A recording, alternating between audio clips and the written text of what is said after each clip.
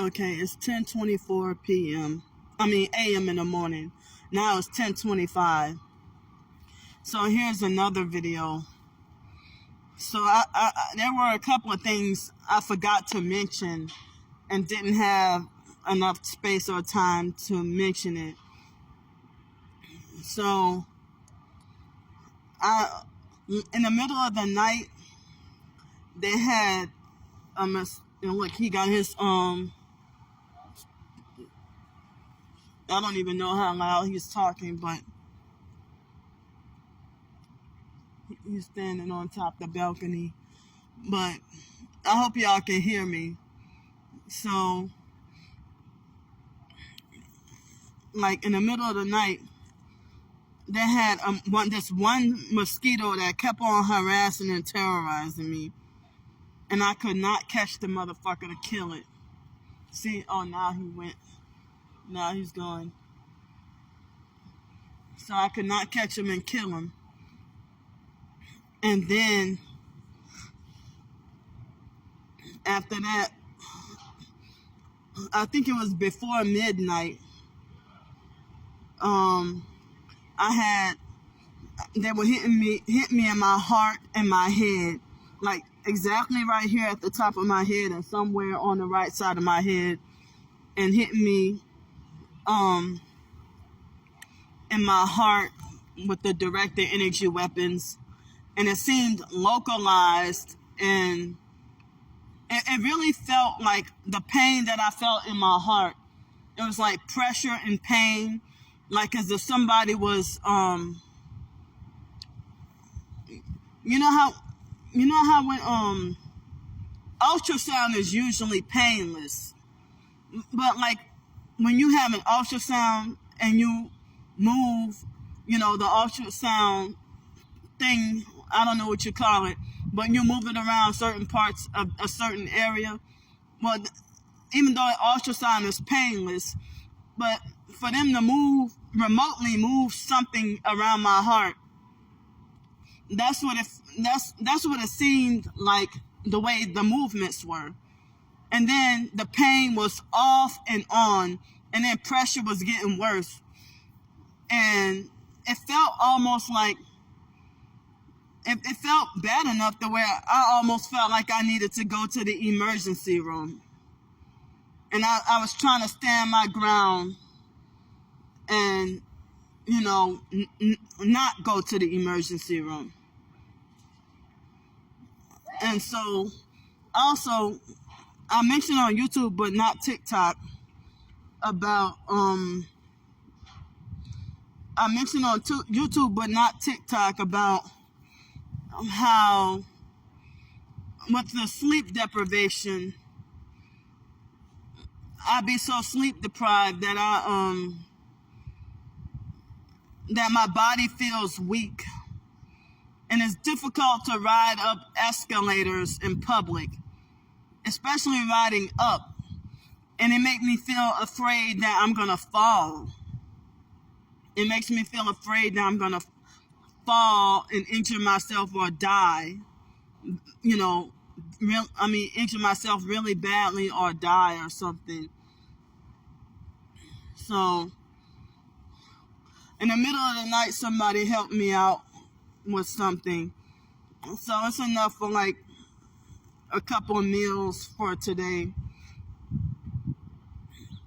And I had only one in-person donation by panhandling, small donation, So I'm trying to find a way to get an address and trying to get my driver's license switched over. And even if I got those things, and I'm trying to get the money to get my driver's license switched over too, but even if, get off, see, like this fly came to her, like,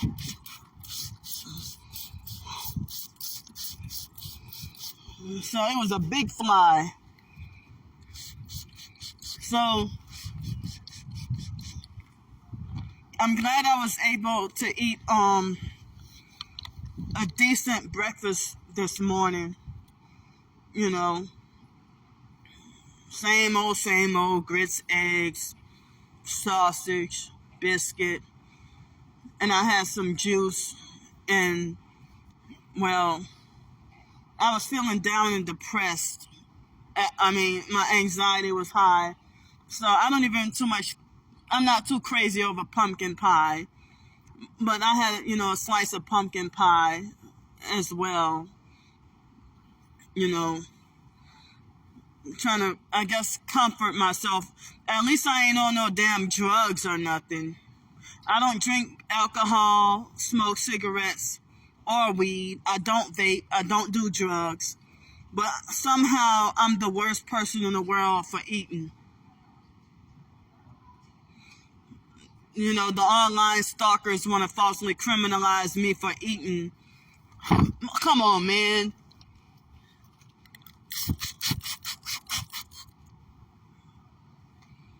They want to criminalize me for eating.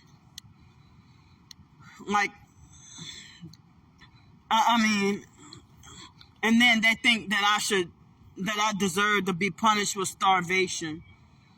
And everybody feels like me exposing gang stalking is behaving badly and breaking the law.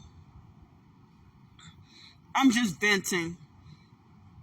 In the gang stalking network, they criminalize, or they feel like me trying to write and make a living from my short stories and ebooks, they falsely report that as spam and scam. They falsely accuse me of scamming by trying to make a living with my short stories. So they won't even let me make a living with my writings. They won't let me have an entrepreneurial job opportunity, and they won't even allow me to have a regular job.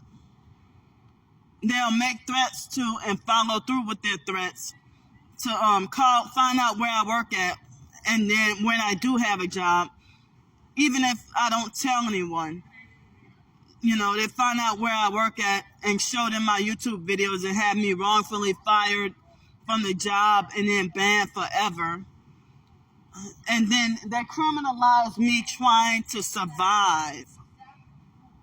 The online gang stalkers teamed up with the in-person gang stalkers to cause me to lose my low-income apartment, and they were threatening to do that to me.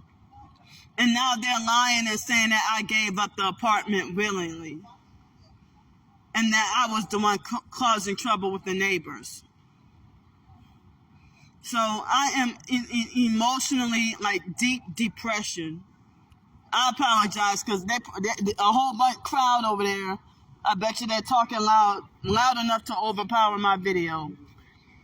But if I would have asked them for help, they would blow me off and ignore me. So I don't even know of what way to survive. What to do? They're blocking me from getting a job. They're blocking me from working. They're blocking me from having housing, having any support, connections, network. They don't want me with anything. And they were not shy about bragging about how they want me dead, or bragging about how they want me put away out of society, or that I'm so dangerous to society. And they lie on me and falsely accuse me of being violent and threatening people when it's them doing it to me. So how is me panhandling or asking for help, how is that breaking the law? But people can make death threats and that can be free speech. Please tell me.